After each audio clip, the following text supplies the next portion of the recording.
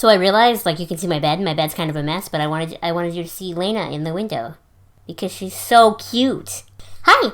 So in today's review video, we're going to be going over this concealer that I bought from the drugstore, Walmart in this case. This is the Maybelline FitMe concealer.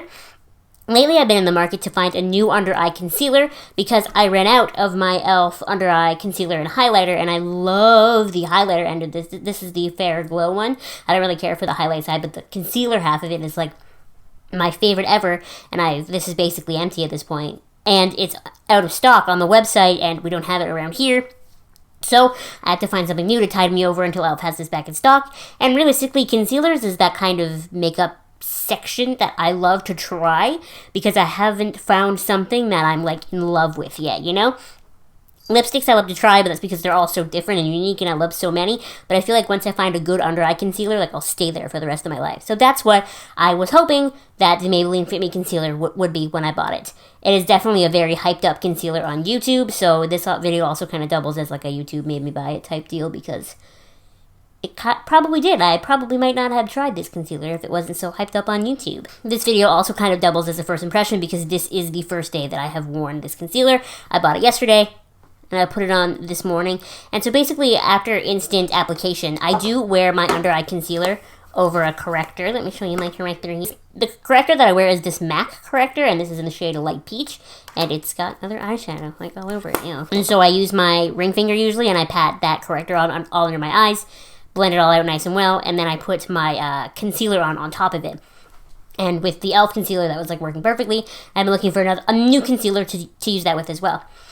My problem with the like Maybelline Age Rewind and with my Lancome concealer is that they're very, very yellow. So when I've used a corrector, most of my under eye darkness is gone already. Not anymore, but when I first put it on, so those concealers end up coming out very yellow. They make my skin look very yellow.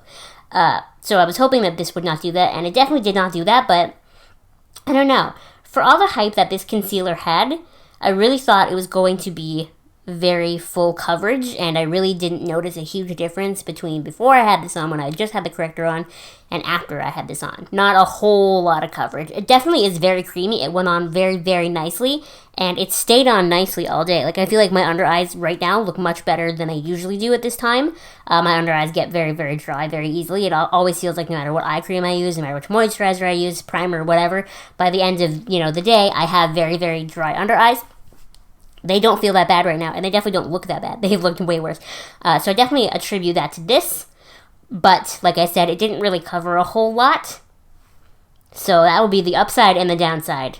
It looks good, it just didn't cover a whole lot. Also, being a drugstore concealer, it wasn't very expensive. I don't have the receipt anymore, but it only cost me about $7 Canadian, I believe. I have the real price on the screen right now, so I mean, you know better than I do how much it actually costs. Unfortunately, because it is Maybelline, it doesn't come in a whole lot of shades. The shade range is basically light to medium light.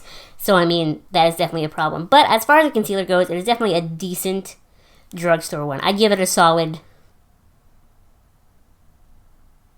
5 out of 10. The Maybelline Better Skin is definitely a concealer that I prefer, and I would give that one like a 7 out of 10. A 7 out of 10. This one gets a 5. I won't return this. I'm going to use the whole tube. But just wanted to let you know that I really don't think this concealer is worth the hype that you get on YouTube.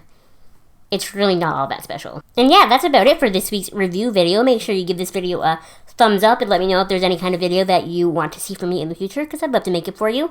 Thank you so much for watching, and I will see you next time. Bye!